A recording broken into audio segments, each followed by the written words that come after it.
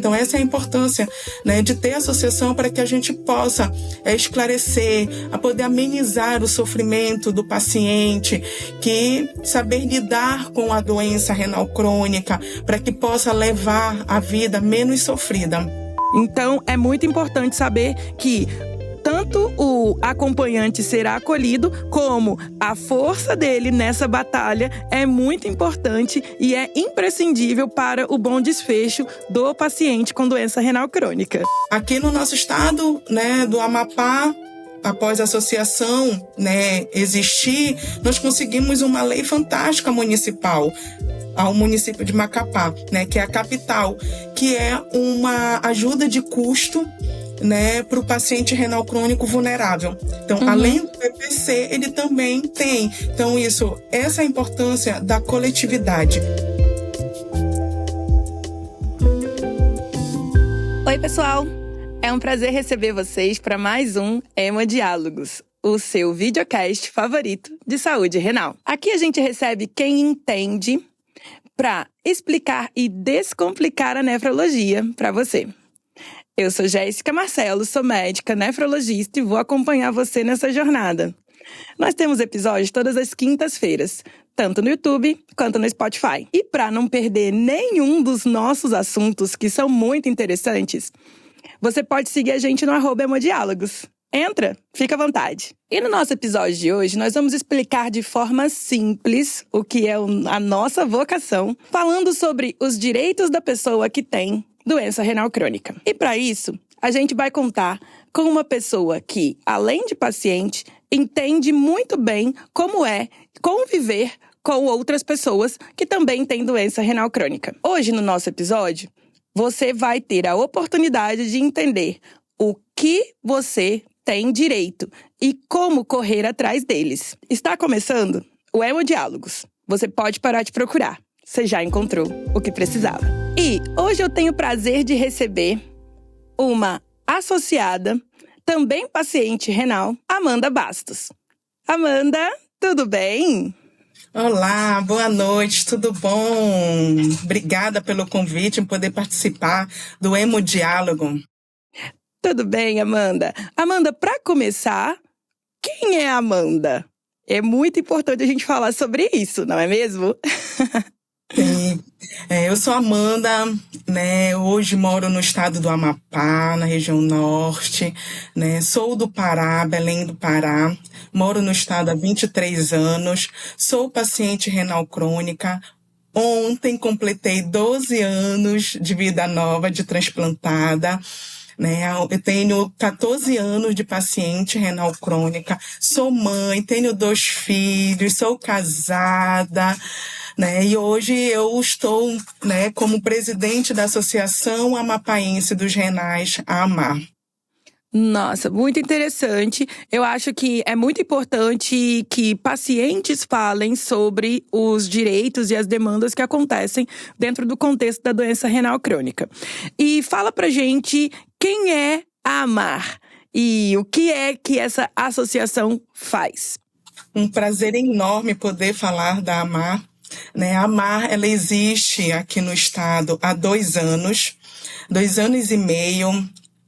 Foi fundada a Associação Amapaense dos Renais justamente para lutar, para dar visibilidade à doença renal crônica, que infelizmente aqui no nosso estado ela é um pouco desconhecida, principalmente a causa, que leva à DRC.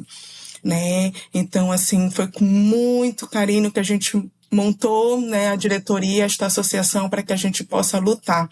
E a gente tem procurado fazer o melhor, dar essa visibilidade, a conscientização da doença renal crônica, a população, a comunidade, Então a gente tem procurado fazer o melhor trabalho, para levar aos pacientes, aos familiares e à comunidade no todo. Amanda, ter o diagnóstico de doença renal crônica é um momento bem difícil na vida das pessoas. Você que já passa alguns anos nessa jornada da doença renal crônica, atualmente como uma pessoa transplantada, você poderia dizer pra gente qual é o papel de ter uma associação que te apoia nesse processo? Sim, na minha época eu não tive, né, não tinha no estado, né, uma associação que pudesse me esclarecer, aonde eu me tornei uma renal crônica, assim, foi um momento desesperador, né, foi do dia para a noite, amanheci me tornando uma renal crônica, né, onde eu não tinha esse conhecimento, nunca tinha ouvido falar, e hoje, depois de eu estar, né, como renal crônica, hoje eu vejo, né, que tem várias pessoas que estão na mesma situação, mas até eu me tornar era desconhecido, né, a doença.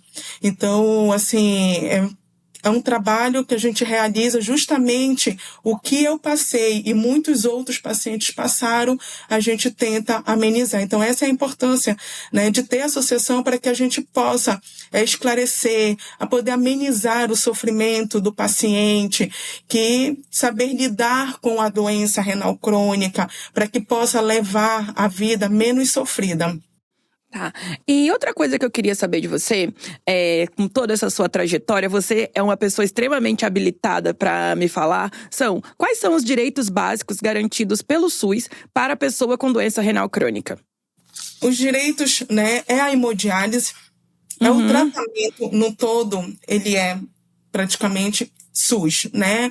A hemodiálise, o transplante, os medicamentos, né, que o SUS oferece, né, para os renais crônicos. A Né? diálise peritoneal também. Diálise peritoneal, e isso é muito importante falar da diálise peritoneal, né, que ainda não é uma realidade em muitos lugares, mas é um procedimento muito importante, principalmente, né, para a população que mora distante, né, para ter o acesso à clínica, né, para se poder fazer a sua diálise. Então, o SUS ele garante esse tratamento, né, as medicações, as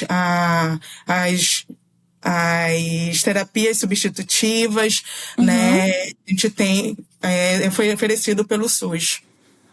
Muito bem. A gente está falando de alguns direitos da pessoa com doença renal crônica e dentre eles existem alguns benefícios sociais.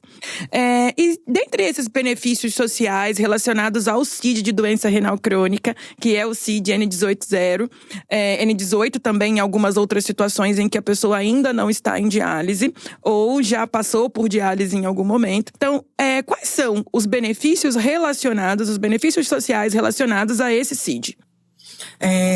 Um dos direitos primordiais é o BPC, né? Para o paciente que é autônomo, né? O paciente que nunca contribuiu, que não tem como se aposentar, receber auxílio, ele tem este direito de receber o BPC, que é o benefício de prestação continuada.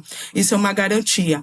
Temos também outros benefícios que se torna local, né? Já se tem hoje em 11 estados, né, da federação, que nos equipara ao deficiente, e com isso nos dá o direito de mais benefícios ainda, por sermos equiparados ao deficiente. Aqui no estado do Amapá, nós já somos equiparados ao deficiente desde 2016, né, já foi ganha essa causa por sermos equiparados, então a gente acaba tendo o direito que hoje tem o colar girassol, que nos identifica como prioridade, né, com a doença oculta, né, isso é muito importante para a gente quanto jovem, que quem olha, né, não imagina que a gente tem uma patologia, né? Então isso ele nos identifica, isso é muito importante. Eu passei por momentos constrangedores até eu obter esse acesso, essa prioridade, né, do colar girassol, e tive situações mesmo bem complicadas de quase ir para vias de fato para eu tentar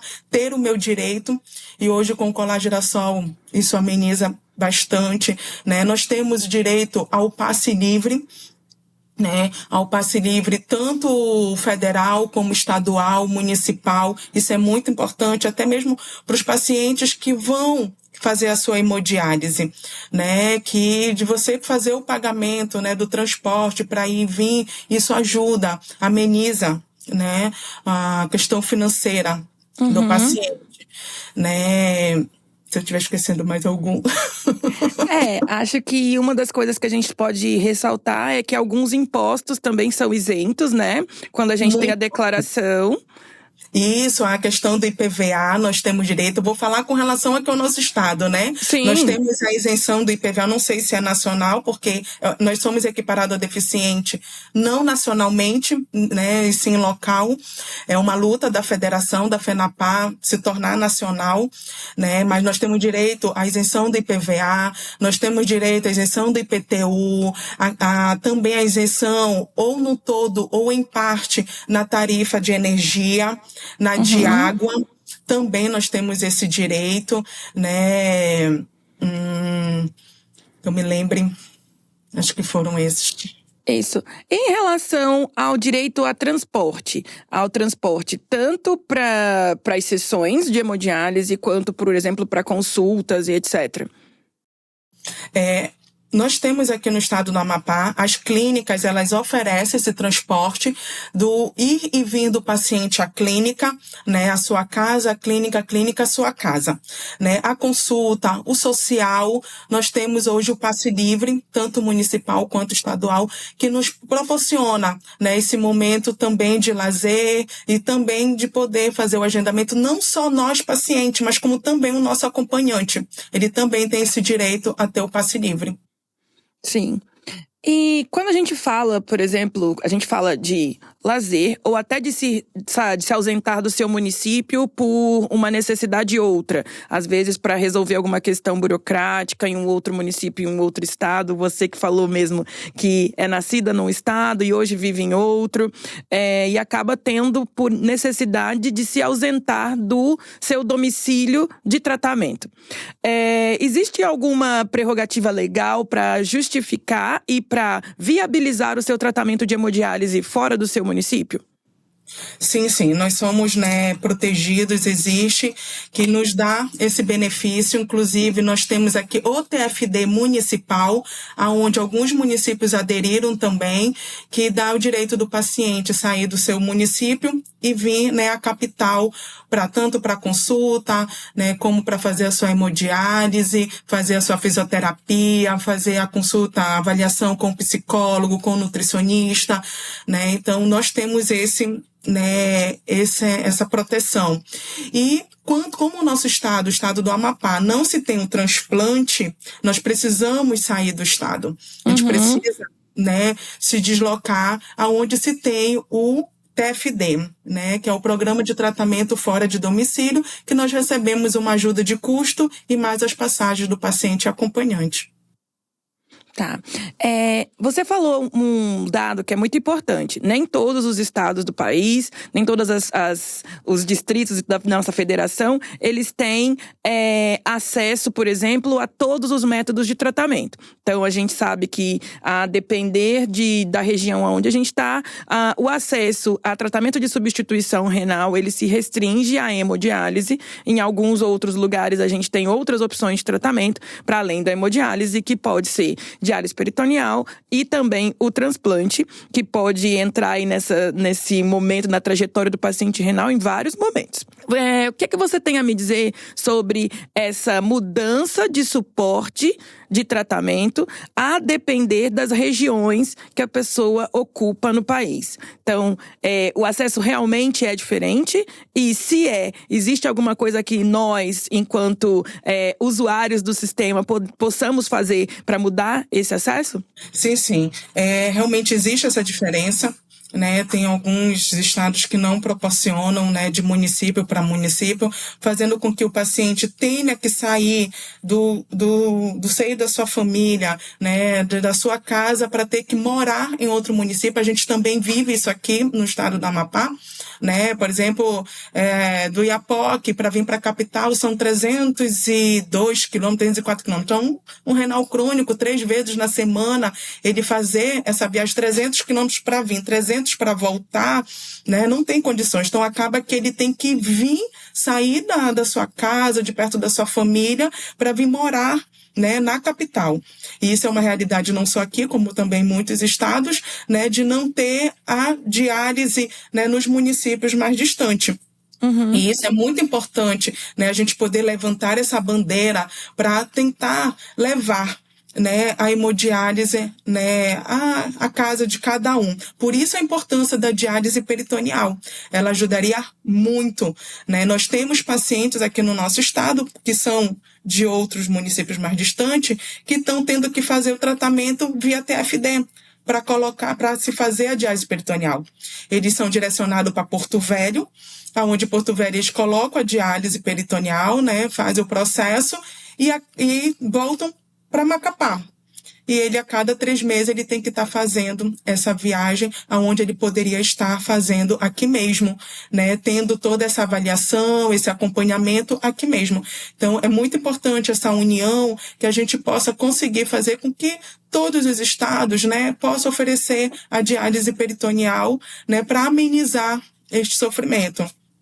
Eu acho que acesso tanto à informação quanto a esse outro método de diálise é super importante, super relevante. Inclusive, você que está nos acompanhando, que quiser e que tiver dúvidas acerca de diálise peritoneal, pode procurar aqui na nossa timeline que nós temos episódios que vão explicar tanto quanto é a implantação do catéter, quanto o acompanhamento da pessoa em diálise peritoneal, todo ele feito pelo SUS. Agora, eu gostaria de mudar um pouquinho o ponto de vista.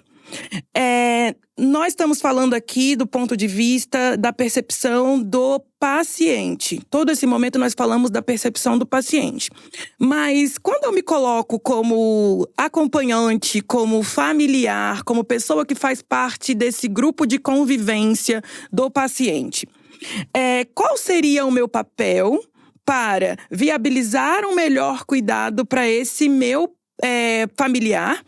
E o quanto que o meu entendimento, a minha associação, o meu braço em apoio ajuda e pode contribuir para o bem-estar desse paciente. É muito importante, né, a presença familiar, né, junto ao paciente, aonde nós temos, né, tem paciente que não tem, né, esse apoio familiar. E é uma das lutas que a gente tem feito, porque no início é tudo, a família toda envolvida, mas depois se torna rotina, né? E você está ali acompanhando o seu paciente 3 vezes na semana, ele ficando lá 4 horas ligado na máquina, né? Às vezes vai caindo na rotina onde o familiar não quer. Mas tá ali, vai mandando os filhos, né? Vai tendo aquele momento constrangedor dentro da família, né? Então, quanto associação, a gente tem sim promovido, né, aos familiares. Nós estamos inaugurando, inclusive, né, a Associação Amava está inaugurando em 2016 um espaço do aconchego para justamente esse familiar que fica lá pelo hospital aguardando, né, o seu paciente sair, né, ele poder ter esse momento que fica bem próximo do hospital, ele poder descansar, ele poder tomar um banho, ele poder fazer uma refeição, né, poder se alimentar e quem sabe até como são 4 horas a gente até poder promover alguns cursos para ocupar o tempo do acompanhante, né, e ele também se sentir acolhido, ele também se sentir, né, ali valorizado, né, na situação que se encontra.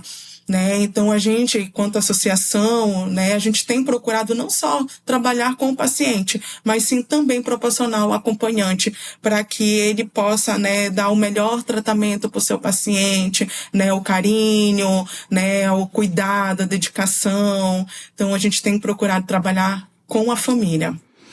Isso é muito bom, Amanda, porque assim, é um discurso unânime, inclusive entre os pacientes que já passaram por essa jornada, que hoje estão em condição de transplante, ou até mesmo os que estão enfrentando, que às vezes os acompanhantes eles se sentem, de certa forma, abandonados um pouco nessa jornada, porque às vezes querem aprender mais, querem entender mais, querem também ser acolhidos, fazer parte desse grupo, para ser mais um braço para fortalecer essa luta, e às vezes eles se sentem um pouco rechaçados, né? Então, esse espaço, e o nome é perfeito, né? O espaço do aconchego, para trazer a família para próximo da gente, porque doença renal crônica é uma doença da família. Então, tenho muitas pessoas dentro que estão sofrendo os mesmos impactos, ou que estão sofrendo impactos diferentes, mas que estão sendo impactadas pelo diagnóstico. Então, é muito importante saber que tanto o acompanhante será acolhido, como a força dele nessa batalha é muito importante e é imprescindível para o bom desfecho do paciente com doença renal crônica. Agora eu vou perguntar para você uma coisa sobre barreiras. Quais são as barreiras mais comuns que o paciente encontra para exercer os seus direitos, Amanda? A principal é a burocracia, né? O paciente já está fragilizado, né? É uma novidade para ele, né? Tudo muda na vida dele do dia para a noite, né? Ainda tem que lidar com a burocracia, né? De poder pegar a sua medicação, né? De ter acesso aos atendimentos, né, fornecido pelo SUS, como as consultas, né? Então a gente sempre tem, né, quanto associação, a gente tenta também, né, amenizar, né, tenta resolver pela associação, né, porque o paciente, assim, são 3 vezes na semana, aquele que faz segunda, quarta e sexta, ele só tem terça e quinta, né, para resolver, né, a sua demanda, né, então, assim, a associação, ela é muito importante também para que ela possa tentar ajudar. Então, uma das coisas, assim, que pesa muito é a burocracia, para se ter esses benefícios, para ele poder usufruir desses benefícios, né, a questão também da informação, né? Lá na clínica passa pelo assistente social, passa pelo psicólogo, né? Tem esse acompanhamento, mas às vezes a forma, né? Como se passa, da forma também o tempo é curto para tanta informação, faz com que o paciente fique desinformado, passe, né, por algumas informações que são muito importantes, né? Então, são algumas barreiras, assim, que o paciente, né, tem situações, né, de paciente, a falta do transporte, que não é o nosso caso, né, mas a falta do transporte, né, para ele se locomover, como eu coloquei, a situação do paciente que mora muito longe, né, então acaba que ele tem que vir morar próximo da clínica, né, por causa desse acesso do transporte, né, para você já vive de um BPC, um salário mínimo, e você ainda vai ter que tirar do bolso, né, para pagar o seu transporte, para ir e vir,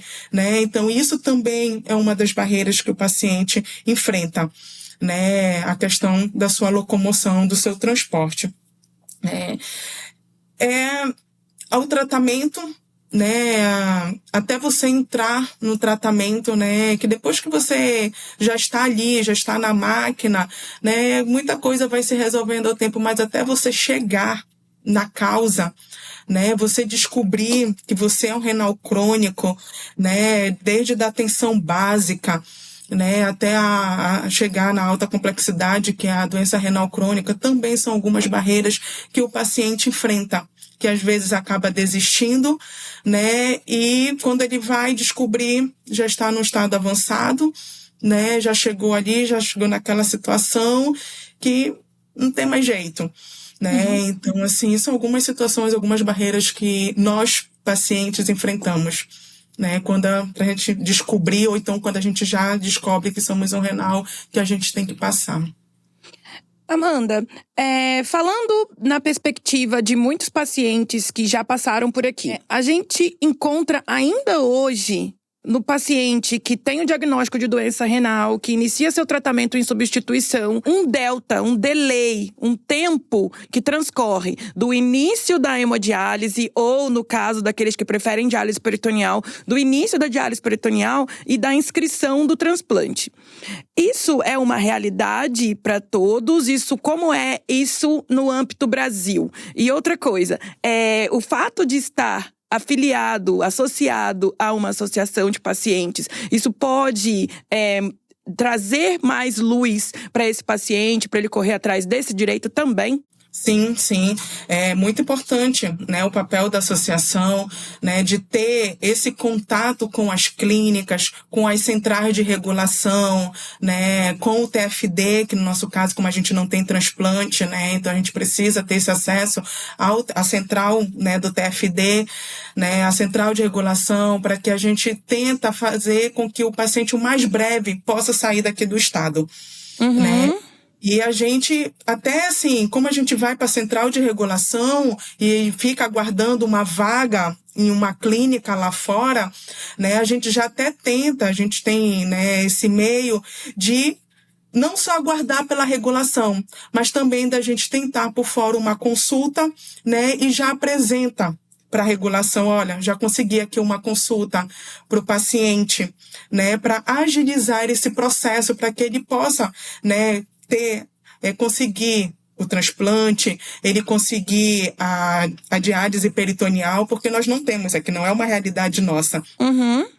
Então, a gente, quanto associação, a gente procura ter esse bom diálogo, esse acesso, né, às secretarias envolvidas, para a gente tentar agilizar o processo. Sim, você falou que para diálise peritoneal, sua referência é Porto Velho, é isso? E para transplante, qual é a sua referência? Hoje está sendo Porto Alegre, né? Há um tempo atrás era Fortaleza, hoje está sendo Porto Alegre. A nossa maior demanda, né, está sendo Porto Alegre, né? O tratamento, os atendimentos pacientes ficam super satisfeitos e até o tempo na fila. É muito admirável, assim, o paciente, no máximo, ele tem ficado 1 ano e meio, 2 anos, né, para ele retornar para cá para o estado já transplantado. Sim, uma outra questão, assim, a gente tá falando da região norte do país. E aí é uma região, assim, eu falo de São Paulo e tenho uma boa noção de como funciona essa demanda de transplante dessa região da onde eu tô falando. Todavia, a gente sabe que não é o país inteiro que tem essa mesma cobertura e você tá trazendo agora uma perspectiva bem diferente. Quando você fala do paciente que ele é residente do Amapá e está inscrito na lista no Rio Grande do Sul, é isso? Isso. Ele depende do TFD, ele fica aguardando no estado de origem e depende do TFD para remoção? Não. Ele tem que ir embora morar para Rio Grande do Sul. Isso. E isso é muito importante da gente salientar, por quê? Porque existe uma coisa chamada tempo de isquemia. E não é todo dia, nem toda hora, que tem transporte aéreo, tá? Para trazer essa pessoa que está em fila para o centro transplantador. Então, isso aumentaria e muito o tempo de isquemia fria, o que em algumas situações provavelmente poderia, inclusive, inviabilizar o transplante pela perda do órgão. Isso. Aqui a gente vai, vamos para Fortaleza, Rio Grande do Sul, São Paulo, a gente precisa ir de mala e cuia, né? A gente tem que ir para morar, residir, quando transplantar, tendo alta, a gente retorna. Senão a gente não tem como, né, ficar na fila de transplante, até mesmo porque aqui o nosso estado, como ele é bem distante, a dificuldade que nós temos de sair daqui do estado, né, ou é via marítima ou via aérea, não tem como ser via terrestre, né? Então, assim, o estado mais próximo é o Pará. Né? Só que o Pará, ele hoje, assim, a questão de transplante está bem devagar. Então, é o único estado que eu estou inscrita em Belém, né? Eu estou fazendo o meu tratamento em Belém. Aí sim ele pode, né, tá residindo aqui no Amapá. Mas saiu para outro estado, ele tem que morar lá fora mesmo, né? No estado que ele optou para que fazer o seu transplante, ele tem que residir para lá. Entendi. Bom, e por que organizar-se em coletivo faz diferença? Exemplos de atividades, de conquistas que a AMAR tem conseguido e as demais associações. Para além da AMAR, existem outras associações? Existem federações, associações nacionais e etc.? Sim, aqui no nosso estado só temos a AMAR, né, no estado do Amapá, mas nós temos hoje a federação, né, a FENAPAR, que inclusive, né, eu estou como presidente da federação, né, da FENAPAR, Sim, eleita a última vez, inclusive agora parabéns. então, né, mais um desafio aí pra gente, né, um trabalho que realmente eu quero poder desenvolver da melhor forma possível, né, então, assim, né, o trabalho coletivo dessa melhoria, né, para trazer cada estado, vou falar com relação à federação, né, onde nós temos, são 12, se eu não me engano, 12 associações, né, de cada estado na federação, e trazem a realidade, né, do que vive, e a gente tenta, quanto federação, procurar mudar, procurar melhorar. Aqui no nosso estado, né, do Amapá, após a associação, né, existir, nós conseguimos uma lei fantástica municipal ao município de Macapá, né, que é a capital, que é uma ajuda de custo, né, para o paciente renal crônico vulnerável.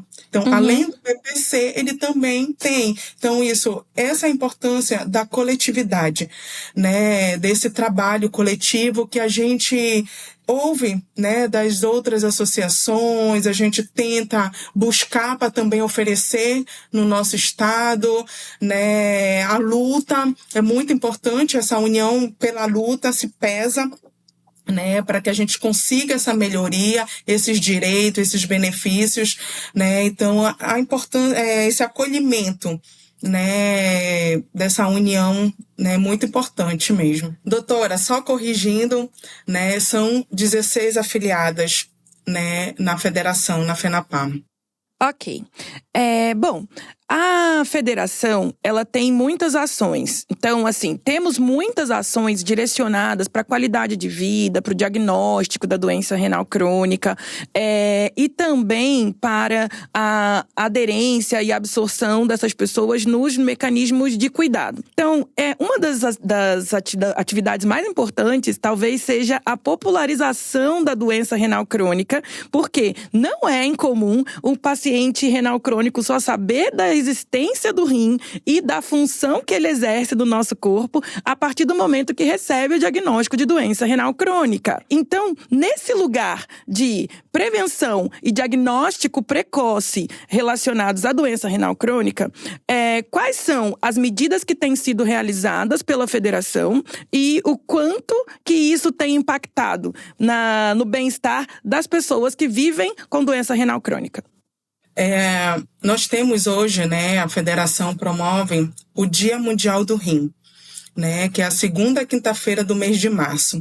É uma campanha muito importante, é uma campanha que a gente consegue atingir, né, posso dizer que o mundo inteiro, né, onde todos os estados são envolvidos, né? Então, assim, o Dia Mundial do Rim, ele tem feito isso, né? Levado as informações, né, sobre a doença renal crônica, o cuidado, né, os exames que nós precisamos, o exame de creatinina, que é um dos principais exames, né? Eu posso dizer o principal exame para detectar, né? Então, durante essa campanha que a gente vai, né, às praças, a gente leva para a plenária, a gente vai aos lugares públicos, né, levando a informação da doença renal crônica. Então, com isso, hoje, né, se faz com que esse cuidado, né, o que é o rim, né, a importância do rim, o cuidado com o rim,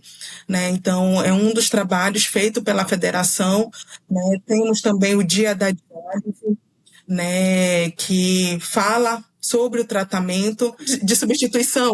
Sim. Né, esse tratamento, né, então tem falado um pouco o que vive um paciente renal crônico, né, e também muitos, né, vou dizer aqui pelo nosso estado, acham que é a falta de água, né, e qual não é, né, hoje o principal, diabetes, hipertensão, e que são duas patologias muito comuns, né, e que elas se têm tratamento. ela não tem a cura, mas ela tem o tratamento, né? Então, o paciente cuidando, tendo conhecimento, né? Ele procura se cuidar melhor, fazer uma atividade física, fazer uma alimentação mais adequada, né? Para que ele não se torne um renal crônico. Sim, isso é muito importante. Eu acho que o processo de educação dentro da doença renal crônica é um processo muito importante, muito interessante, inclusive que nós aqui tentamos ser parceiros da federação, né? E de vocês, pacientes que estão em casa, que não tem como prevenir ou se tratar de maneira eficaz sem o acesso à informação. E aqui a gente faz o quê? Entregar para vocês uma informação de qualidade e com uma linguagem simples e acessível. Mas no fim das contas, como participar, fortalecer uma associação local? E dá para criar uma associação no lugar onde não tem? Olha, é muito importante que todo local pudesse ter uma associação, né, para justamente levar as informações, né, ter o acolhimento a essas pessoas. A facilidade não é tanta, né, pelas custas que se tem. Né? Para você hoje montar uma associação requer recursos, requer profissionais como advogado, como contador, né? Então, para você manter já se fechou muitas associações por causa disso, até mesmo por conta da patologia. Né? O paciente que está em hemodiálise, ele está mais fragilizado, então para ele montar uma associação, né, ele precisa de um apoio, ou do familiar dele, né, do acompanhante que está ali, da esposa, do filho, né, porque ele sozinho não tem como, né, montar uma equipe para se montar uma associação, né, de pacientes, né, então assim não é fácil montar uma associação, é muito mesmo querer, força de vontade e a união da família. Isso é muito importante, né, ter a família sempre por perto para que se tenha um avanço da associação. Ok, mas para quem está lá do outro lado e que quer saber como participar, como encontrar uma associação que esteja próxima dele ou que ele possa fortalecer e participar, como é que a gente faz? Você pode estar, né, entrando no site da FENAPAR, né, que lá você pode estar buscando a informação do seu estado, qual a associação dos renais que tem no seu estado. O próprio site da federação, ele informa, né, onde tem, né, uma associação dos renais. Né? Você também pode estar buscando hoje, né, pelas redes sociais, né, essas informações. Então você pode falar pra gente, por favor, o @ da FENAPAR, o @ da AMAR, que se de tudo ninguém encontrar, acha o direct, né? Que vocês são espertinhos, vocês encontram. Então, fala pra gente o @, por favor, Amanda. Tem o @ da FENAPAR, né? Que é @FENAPAR. Temos no estado do Amapá o @ Associação dos Renais.ap, né? E temos também da Nefristar, que você também pode estar, né, seguindo e acompanhando, né, sobre os renais crônicos. Ok. E nesse contexto todo, quanto foi importante para você, Amanda, o acesso à informação e no momento que você descobriu o seu diagnóstico? No início foi tudo muito difícil, eu não queria saber de nada, eu não queria saber o que eu tinha, né? Eu tentei me omitir de todas as informações, eu deixei com que os profissionais repassassem tudo ao meu esposo, né? E até eu chegar em São Paulo. Em São Paulo fiz a biópsia e foi diagnosticado renal crônica, né? Onde eu ia precisar fazer a hemodiálise. De início foi tudo muito difícil, justamente por eu não ter tido as informações, né? Não ter o conhecimento da doença renal crônica. Então eu não queria fazer hemodiálise, eu dizia que eu não ia fazer hemodiálise, né? E hoje, assim, na associação, quando eu converso com os pacientes, eu posso dizer para vocês que eu até tentei suicídio, né? No momento difícil, que eu não via melhora, era aquela situação toda, meus filhos pequenos, querendo o meu carinho, e eu não podendo dar, fora do estado, eles ficaram aqui no estado do Amapá, e eu tive que ir embora para São Paulo, fiquei praticamente que 3 anos em São Paulo. Quando eu vim, meus filhos já estavam, né, minha filha tinha 4 meses, quando eu voltei, ela já estava com 3 anos, o meu filho tinha 5 anos, e quando eu voltei, ele já tinha 8 anos, né? Então, assim, foi tudo muito difícil. Mas hoje eu agradeço imensamente a Deus, né, por não ter permitido acontecer, né, o suicídio.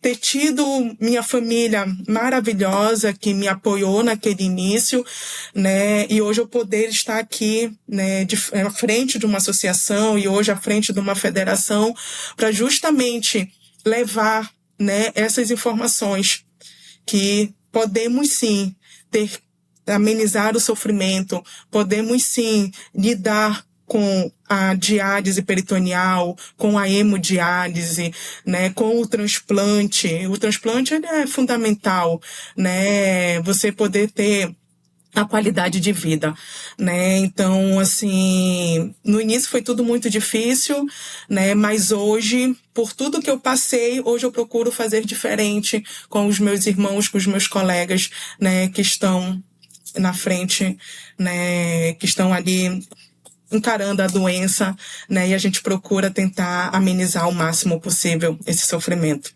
E agora, ainda falando um pouquinho sobre a sua própria trajetória, quanto tempo foi de hemodiálise? Como o meu foi doador vivo, né? No início eu não queria fazer tudo, então vamos tentar o doador vivo. Eu não queria a fila do SUS, que eu achei que eu ia passar uma vida na fila do SUS, né? E minha família veio, né, se prontificou para ser meu doador. Fiz os exames com a minha mãe, com a minha irmã e meu esposo que estavam comigo em São Paulo. Meu esposo não deu compatível, a minha mãe e a minha irmã deu compatível, porém não puderam transplantar por uma situação. E o meu irmão se prontificou, né? E ele foi até São Paulo, ele foi o doador, porém ele precisava ser um doador saudável. Então ele fumava, ele estava com sobrepeso, então ele teve que parar de fumar, e isso ele, na mesma hora, na frente do médico, eu disse: a partir de hoje eu não boto mais um cigarro na minha boca. Mas o peso não dá para fazer assim, né? A partir de hoje eu tô com menos de 13 quilos, né? Então ele teve que entrar no processo de emagrecimento, e com isso nós passamos 8 meses. Eu cheguei a fazer 8 meses de hemodiálise, né? E quando foi em dezembro, dia 4 de dezembro, né? Então, ontem eu completei 12 anos. Quando foi dia 4 de dezembro, nós fizemos o tão sonhado transplante, e o meu irmão vive super bem, não tem nada, não toma medicamento, muito pelo contrário, passou até a ter mais qualidade de vida, né, do que antes, que não era doador. Verdade, e até por conta de todas essas exigências de ser um doador saudável, talvez isso tenha tido um impacto positivo para ele com a nova vida pós-doação, né? Com certeza, com certeza. E eu queria saber, Amanda, como é para você a experiência de pessoa transplantada e também uma liderança dentro do panorama das pessoas portadoras de doença renal crônica? Olha, quanto paciente, toda a minha trajetória, hoje o que eu vivo com os meus irmãos, né, renais crônicos, né, e hoje eu poder estar, assim, numa federação, lutando, ou seja, saindo daqui do meu estado, indo mais além, né, lutar pelos renais, né, em busca dessa melhoria, em busca dessas informações, em busca de amenizar, né, o sofrimento, né, a situação, a angústia que acaba se passando às vezes. Então, assim, eu me sinto uma pessoa muito feliz, né, de estar podendo poder proporcionar isso, quando eu ouço aqui dos meus colegas dizerem assim: Amanda, eu vou tentar o transplante porque eu me inspirei em você. Então eu vou sair do estado e vou buscar o meu transplante, né? Eu fico assim super feliz, e por eu ter uma família maravilhosa que me apoia, que me abraça, né? Quando eu quando eu tive, né, num momento difícil ali na UTI, tentando ainda descobrir toda a situação, o meu esposo fez uma promessa, né? Ele se ajoelhou ali no leito e disse: Senhor, se você devolver a minha esposa para minha casa com os meus filhos, eu vou ajudar as pessoas mais do que eu ajudo, né? Ele é médico e há 5 anos ele revelou a promessa que ele tinha feito, né, quando ele viu que tudo correu bem. E hoje nós temos um outro projeto, além da Amar, nós temos Amigos pela Vida, né, que já se tem 8 anos, Amigos pela Vida, que a gente ajuda as famílias em vulnerabilidade social, né, não só com doações de alimento, né, algo, mas a gente também procura promover cursos, né, para que eles possam ter, né, oportunidades de trabalho, né? E hoje, junto com a Associação dos Renais, que tem há 2 anos, né? Então hoje a gente já até uniu as 2 instituições e trabalham juntas, já levando, né, o renal crônico, a patologia. A gente anda pelo estado todo, né? Então hoje o projeto se tornou gigantesco, né? Então, assim, eu só tenho a agradecer a Deus. Eu digo que isso foi uma missão, eu precisava passar, né? Não tem história na minha família de renal crônico, estudamos até meus bisavós e não teve história, né? Então, eu digo que foi uma missão, né? Deus me fez passar para hoje eu poder estar aqui e poder estar levando, né, as informações às pessoas.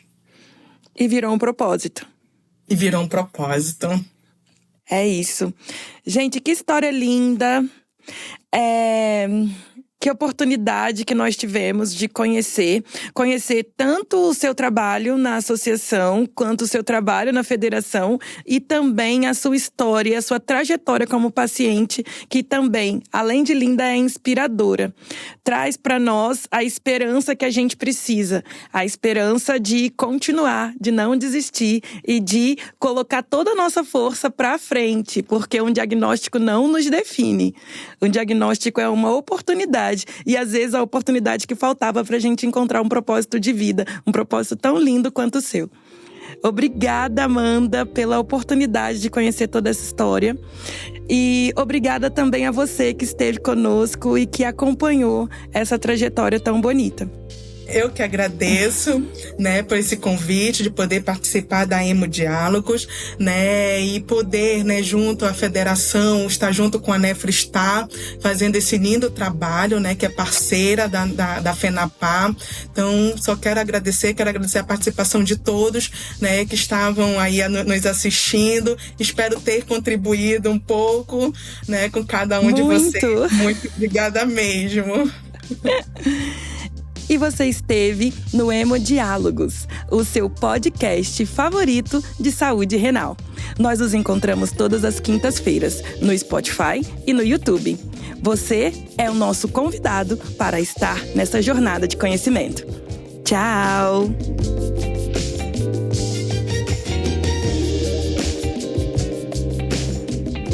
Esse programa foi produzido e dirigido por Mariana Orlandi. Roteirizado por mim, Jéssica Marcelo, e por Mariana Orlandi. Gravado, editado e pós-produzido por Zamunda Studio. E é apresentado por mim, Jéssica Marcelo, que te espero na próxima quinta-feira para mais um episódio de Hemodiálogos.